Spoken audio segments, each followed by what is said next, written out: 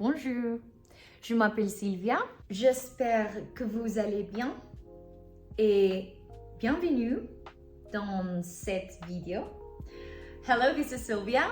Welcome back to my channel, or welcome for the first time if this is your first time watching.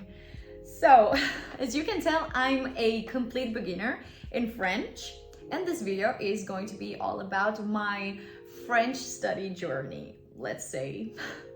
I'm gonna give you like my routine to study French, as it's a new language and I'm still like testing methods, but I'd say that I found one that really helps me in terms of structure of my French sessions. So before starting with my routine, I would like to give you some context on why I am learning this language, although I swore to myself I was never gonna study French. Not because anything special, but because I just didn't vibe with it. On top of that, I thought, because I don't think it anymore, but I thought that I had a lot on my plate because I'm technically studying Italian, or I was, or I will be, I don't know, but like in my journey, Italian is a thing. So I think it's a really bad idea to be studying French and Italian at the same time. But as these languages, like I don't have the same level in both languages, I just figured I would be okay in the end. And here we are. Apart from that, I said that I didn't vibe with French that much, but that has changed because I've been more exposed to the language and I really like it now. I had a wonderful trip to France last year. That made a huge difference.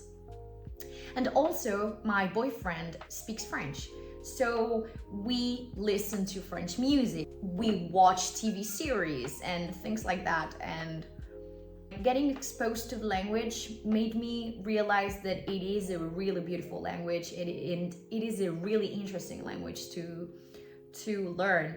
On top of that, something about the Spanish, Italian, French trifecta really attracts me. I think it's really powerful. As I said, it is not the brightest idea I've had, but as I was considering, last year I stopped considering and started doing. So I enrolled the past summer 2024. I enrolled in a French intensive course. And so I now know the very basics of grammar and vocab. And this video is going to be all about trying to take me, like my study routine that will hopefully take me from beginner to intermediate, even if it's low intermediate. Also, I have an upcoming trip to France in a month. So I don't want to feel utterly useless there. And I want to be able to, I don't know, order my own thing, just leave a little there in the local language. So first of all, when I have a French study session, I aim normally for a 2-hour session, or at least 1 hour and a half, because this is where I find myself the most productive. If I just study like 30 minutes, I don't get to a point where I feel like I have done anything at all, you know?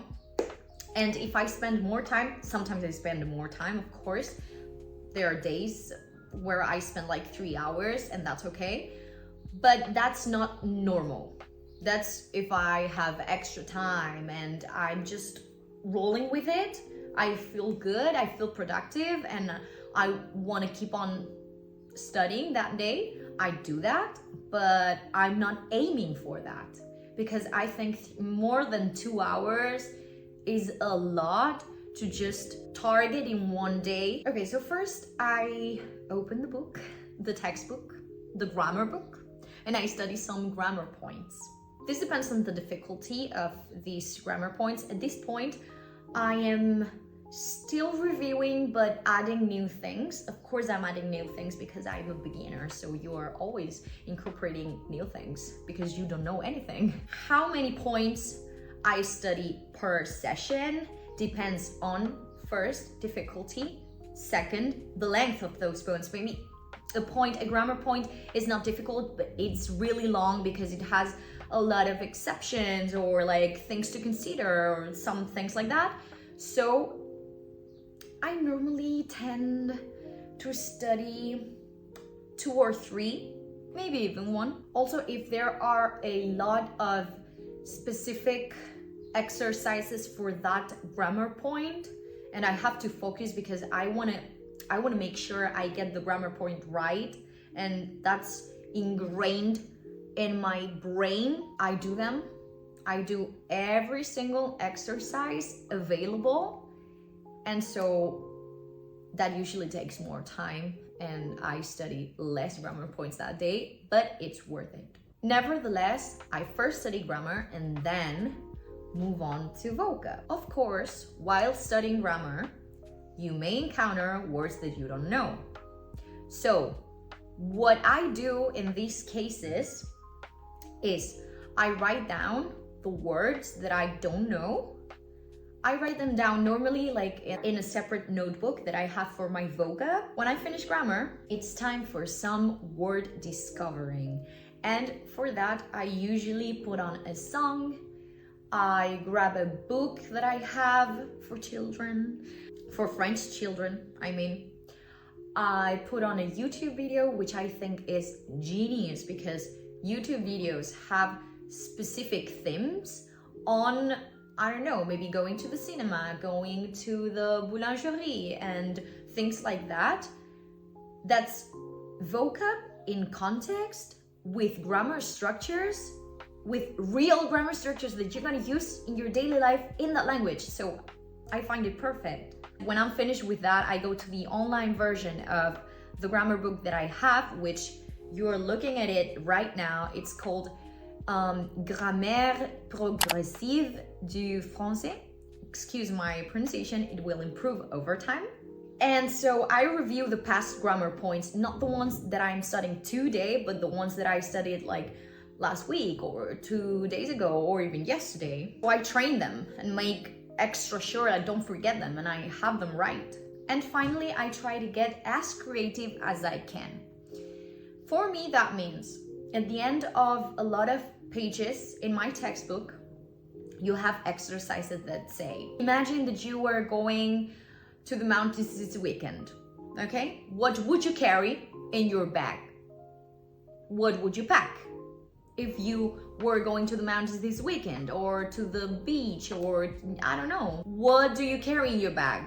So when I encounter these exercises, instead of just writing them down, like instead of just doing them written, I of course write kind of a script and I look up everything to make extra sure that it's correct.